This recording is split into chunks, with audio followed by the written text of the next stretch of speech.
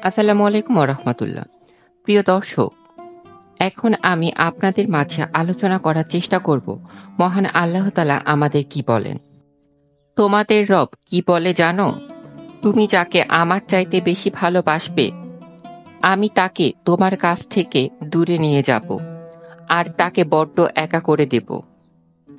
তিনি আরো বলেন, কখনো বলবে না যে আমি তাকে ছাড়া বাঁচব না, কিন্তু আমি তোমাকে তাকে ছাড়াই বাঁচাবো। এই জন্য সব আবেগ কেড়ে নিব, তোমাকে দিব্যি এগিয়ে নিয়ে যাব। তুমি কি দেখনি ঋতুরাও যে 2 মাস পর পর বদলাতে থাকে? ছায়া দেয়া গাছের পাতাও তো শুকিয়ে যায়, আর যখন সবর হারিয়ে ফেলে তখন ঝরে পড়ে। কিন্তু তোমার রব তো ধৈর্যশীল ও পরম করুণাময়। তিনি বলেন, তিনি তো সেই ঝরে যাওয়া পাতার ডাল থেকে সবুজ পাতা গজান। তুমি কি দেখছো না তোমার স্রষ্টার এই নির্দেশ,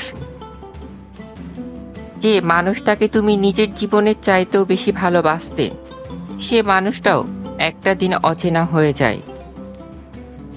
তোমার মন ভেঙে যায়, এমনকি বন্ধু শত্রুতে পরিণত হয়, আর ক্ষণিক সময় পর শত্রু বন্ধুতে পরিণত হয়। যে মানুষটাকে তুমি নিজের জীবনের অংশ ভাবতে, সে মানুষটাও প্রতারণা করে। বুঝি না, এত কিছু হওয়া সত্ত্বেও তোমরা আমার রবকে বাদ দিয়ে সে মানুষগুলোর ওপর ভরসা করো যারা তোমাকে প্রতিনিয়ত কষ্ট দিয়েছে।